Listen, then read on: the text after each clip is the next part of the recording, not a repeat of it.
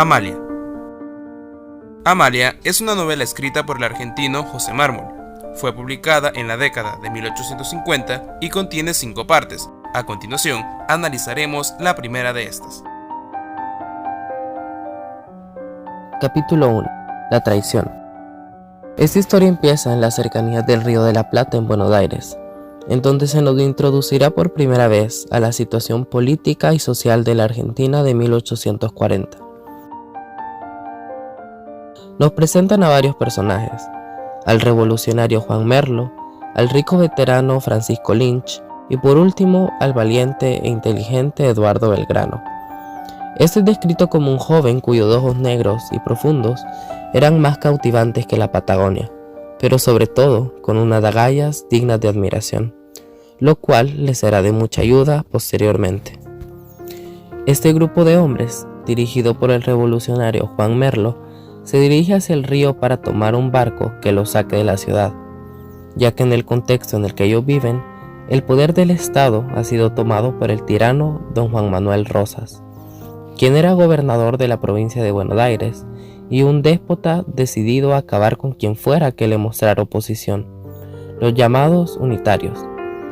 Este grupo de hombres que congeniaban con las ideas unitarias y querían que las provincias del Río de la Plata tuvieran un gobierno centralizado, estaban huyendo de la ciudad, dirigiéndose a Montevideo, en donde el ejército de Lavalle se encontraba, y con este esperaban encontrar las fuerzas para luchar contra el federal Rosas. Los hombres fueron emboscados a orillas del río. La policía de Rosas de alguna forma había sido advertida de este escape, y estos fueron duramente golpeados, hasta que sus fuerzas cedieron y las espadas de los policías atravesaron sus pechos y gargantas, arrebatándoles la vida. Pero no todos corrieron con la misma suerte. Aquel joven de ojos negros, durante la pelea, logró separarse del grupo y enfrentarse a un número más reducido de oficiales. Pero a pesar de que él logró abatir solo a varios de ellos, matándolos a corte limpio, los sables de los policías lograron herir su muslo y su abdomen, heridas que de haber sido más precisas le hubieran causado la muerte de forma inmediata. Y cuando uno de ellos estuvo a punto de clavar el filo de su espada contra su perfilada garganta, apareció casi como bajado del cielo el joven Daniel Bello. El audaz joven Bello llegó al rescate de su cercano amigo Eduardo, que enseguida se sintió aliviado al ver cómo Daniel tajaba a los policías, abatiéndolos a todos. Daniel lo saludó y Eduardo, desconcertado de este inesperado rescate, se dio a los brazos de su amigo, que lo condujo hasta un canal para ponerlo a salvo. Mientras ellos hablaban, pudieron visualizar a 2 policías que pasaron en el mismo canal, hablando sobre la emboscada a aquellos sucios unitarios que había ocurrido esa noche. Hablaban sobre el botín que habían saqueado de los cadáveres de aquellos hombres y la condecoración que les esperaba por tan exitoso operativo. Pero cuando solo quedó uno de ellos, Daniel aprovechó para tomarlo desprevenido y estampar su cabeza contra la dura pared de piedra y tomar su caballo. Y tomando suavemente el débil cuerpo de su amigo, lo subió al caballo y lo abrazó contra su pecho mientras lo conducía hacia un lugar donde pudiera ayudarlo a sanar sus heridas.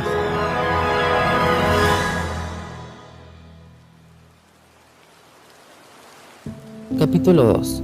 La primera curación. Alejándose de la ciudad, este lugar seguro al que Daniel llevó a su amigo fue la casa de su amada prima Amalia Sáenz, una viuda tucumana. Amalia, al ver la escena en que llegó su primo, lleno de lodo y sangre, y su amigo moribundo en brazos, rápidamente le auxilió y le dio entrada a su casa, que estaba repleta de los lujos más finos, porcelanas, sedas y demás. Esta, a petición de su primo, a quien era servil, le dio a Eduardo a beber una copa de vino azucarado, para que éste recuperara sus fuerzas, y se le ordenó al viejo Pedro, que era un criado de la casa, un veterano de lo más leal, que fuera en busca del doctor Alcorta, un amigo de confianza de Daniel, que sabía que no alertaría a las autoridades sobre lo sucedido. También se mandó informar de la situación a Fermín, el criado de Daniel. No podían permitir que nadie que no fuera de confianza se enterara del estado en el que estaba Eduardo y se le vinculara con aquel suceso.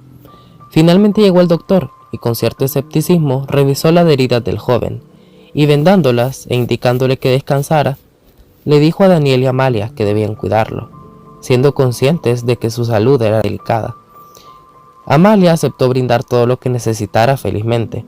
Aparte de hacerlo por su primo, también podría decirse de que este misterioso hombre herido le había resultado muy interesante, y Eduardo, aun en su debilidad, pudo apreciar la belleza de la joven de pelo rizado y semblante apacible.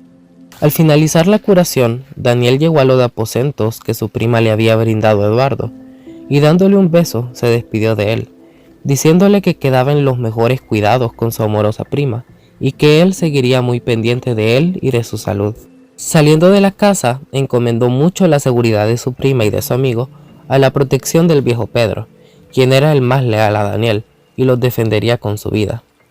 Se despidió de su prima con un beso en la mano y se fue a su casa. Capítulo 3. Las cartas. Al día siguiente, estando Daniel en su casa, se dirigió a su estudio y escribió varias cartas. Cabe decir que Daniel era un doctor en jurisprudencia de lo más respetado, teniendo contactos muy importantes con las autoridades federales, y con el afán de averiguar sobre lo ocurrido en la noche anterior, escribió las siguientes remitentes. Primeramente, escribió a su novia Florencia, a la que le expresaba su sentimiento debido a que le extrañaba, y seguido a ello le pedía que, siendo ella una allegada a la familia de Rosas, averiguara por boca de doña Agustina Rosas y María Josefa Ezcurra lo que ellas sabían sobre lo ocurrido en el río con los unitarios, advirtiéndole que tuviera cuidado con mostrar mucho interés por dicho suceso, ya que doña María Josefa era una mujer muy entrometida y cizañosa. Escribió con curiosidad a su amigo don Felipe Arana, con el afán de recriminarle que sus cuerpos policiales estaban actuando de forma rebelde, y con una preocupación llena de hipocresía le comentó respecto del caso de los unitarios que fueron emboscados para que él le informara a Rosas sobre lo ocurrido, de forma en que él le conviniera, y no fuera comunicado por Victorica, quien es uno de los allegados a Rosas. Escribió a su amigo, el coronel Salomón, para que se realizara una reunión de los federales en la que se discutiera sobre la situación de la fuga de unitarios, especificando que él estaría muy honrado de poder dar un discurso para hablar sobre lo sucedido. Esto claramente con el fin de hacer creer a los federales la información que él quiere que crean, con sus ocultas intenciones de contrariar a Rosas. Y por último, escribió de forma anónima en un sobre secreto con destinación DG3 Montevideo. En esta carta informaba sobre la emboscada que habían sufrido uno de los suyos. Mencionaba los nombres de todas las bajas y también la posibilidad de que algunos de ellos hubieran escapado de la muerte. Escondiendo la carta bajo los otros sobres, indicó a Fermín, recordándole la confianza que depositaba en él y la generosidad que él le brinda, diciéndole que él moriría por Daniel.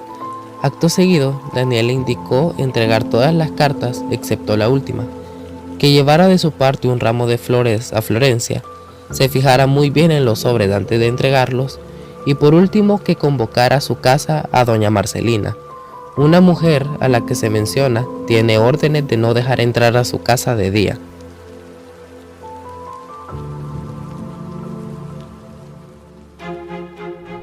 Capítulo 4. La hora de comer. Nos encontramos en un momento en el que Juan Manuel de Rosas, dictador en la Argentina del siglo XIX, enfrenta diversos desafíos y adversidades en el escenario político de la época. Se comenta su derrota en el estado oriental, Uruguay, y la contraofensiva de Francia, así como la reciente victoria del militar Juan Lavalle y el desconocimiento de Rosas como gobernador de Buenos Aires en Tucumán. En este entorno políticamente tenso, los escribanos se reúnen con Rosas para deliberar acerca de la forma más adecuada de comunicar el último acontecimiento. Las decisiones tomadas en esta reunión tendrán un impacto en la imagen de Rosas. Además, se introduce a Manuela, hija de Rosas. Durante la hora de comer, Rosas ejerce su poder y autoridad al obligar a su hija Manuela a besarse con un mulato. Esta escena revela la complejidad de las relaciones familiares y sociales en aquella época. Capítulo 5. El comandante Cuitiño.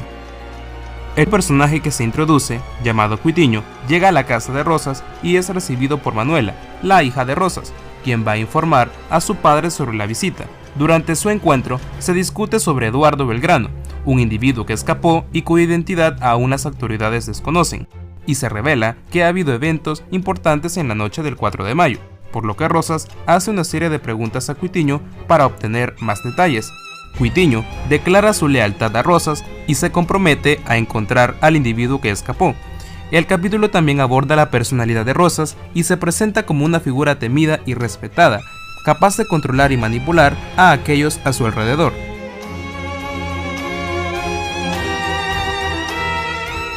Capítulo 6. Victorica. Rosas le pide a Corbalán que llame a Victorica, el jefe de policía. Luego, Victorica llega e informa a Rosas sobre la migración clandestina de personas y destaca que un unitario ha logrado escapar.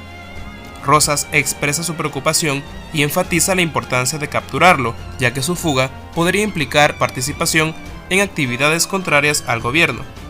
Victorica menciona que Merlo ha proporcionado información sobre la fuga y que ha hecho firmar todas las declaraciones según las órdenes de Rosas. Presenta la declaración de Merlo que revela la conspiración de los unitarios para fugarse, por lo que Rosas da instrucciones a Victorica sobre cómo llevar a cabo la búsqueda. Luego, Rosas ordena a Victorica que se retire. Capítulo 7. El caballero Juan Enrique Mandeville. Él es un diplomático inglés enviado a Argentina. Mandeville se somete y se convierte en un leal seguidor de Rosas, incluso propagando sus virtudes dentro y fuera del país. Rosas explica a Mandeville que le interesa que el gobierno inglés conozca los peligros y problemas que enfrenta su gobierno, a través de un protocolo que será enviado a su gobierno. Mandeville queda perplejo ante la franqueza de Rosas y su deseo de que el gobierno inglés se entere de la situación por él mismo. Se muestra la actitud desafiante de Rosas hacia sus enemigos y su confianza en su propio poder.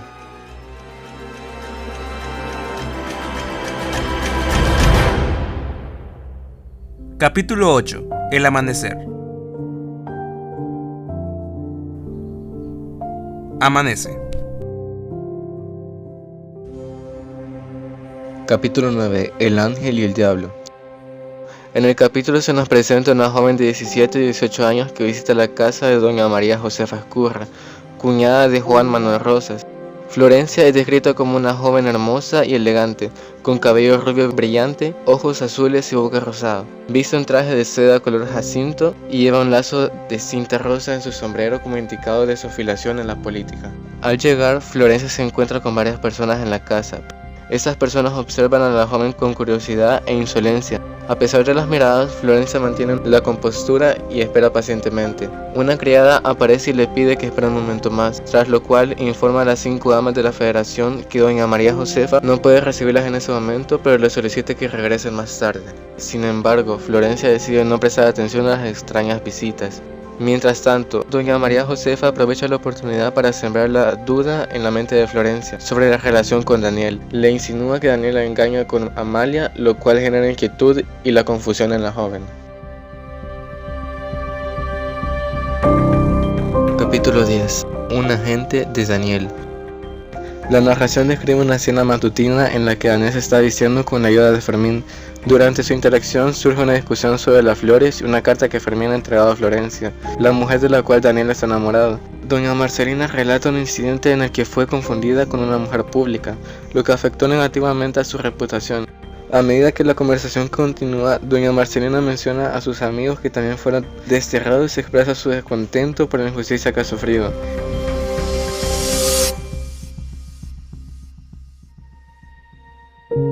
Capítulo 11, donde aparece el hombre de la caña de la India. En el capítulo 11 se introduce a un personaje llamado Don Cándido Rodríguez. Fermín presenta a este hombre en el gabinete de Daniel, donde mantienen una conversación amigable. Discuten sobre la habilidad de Daniel para escribir, y Don Cándido le pide un favor relacionado con su temor a las revoluciones y la posibilidad de ser víctima de una equivocación. Sugiere que Daniel lo haga encarcelar para protegerse. Daniel, sorprendido pero intrigado, accede a considerar su solicitud y decide reunirse con la Sociedad Popular más tarde. Antes de salir, pide a Fermín que le traiga su ropa adecuada para la ocasión. Capítulo 12. Florencia y Daniel. Daniel visita la casa de Florencia después de salir de la casa del ministro de Relaciones Exteriores. Durante su visita anterior, Daniel descubrió que el ministro no estaba al tanto de los eventos ocurridos la noche anterior en el Bajo. lo cual lo alegró. Ahora espera obtener información a través de Florencia, quien tiene acceso a las conversaciones de las mujeres en la Casa de Rosas. Daniel también quiere saber cuánto sabe la sociedad popular y su presidente sobre estos sucesos. Al llegar a la casa de Florencia la encuentra absorta en sus pensamientos y lo recibe con frialdad. Florencia le informa que su madre no está en casa y Daniel exige una explicación, pero ella se muestra altiva y rechaza darle una respuesta. La discusión se vuelve intensa y Florencia revela sus resentimientos a Daniel por pedirle ayuda en un asunto importante. Daniel se desespera y se arrodilla ante Florencia expresando su amor y preocupación por la vida de Eduardo y Amalia. Finalmente, Florencia revela lo que ha escuchado de las conversaciones de las mujeres, incluyendo la mención de Barracas. Daniel se marcha prometiendo ocuparse de los peligros que amenazan a sus amigos y promete volver al día siguiente. Capítulo 13. El presidente Salomón. Se describe a la casa del presidente Salomón, situada frente a la pequeña iglesia de San Nicolás. Salomón es retratado como un hombre voluminoso y de edad avanzada, propietario de una pulpería heredada por su padre español. Asciende en la milicia cívica y se convierte en el presidente de la Sociedad Popular Restauradora. En la casa de Salomón se lleva a cabo una reunión de la sociedad donde los miembros, vestidos con trajes federales, discuten asuntos importantes relacionados con la defensa de la Federación y la persecución de los unitarios. Salomón pronuncia un discurso enfatizando la importancia de la lealtad y la causa federal y la necesidad de perseguir a los enemigos de la Federación. Daniel critica a los miembros ausentes por su falta de participación y propone una mayor unidad y participación en beneficio del ilustre restaurador de las leyes. Sus palabras generan entusiasmo entre los presentes. Después de la reunión, Daniel se despide y se encuentra con su criado Fermín, con quien acuerda encontrarse más tarde. Monta a caballo y se dirige a Barracas. En el camino, se detiene para contemplar el hermoso paisaje y es abordado por su maestro de escritura, don Cándido, quien le informa sobre la difícil situación que atraviesa y su temor por su seguridad personal.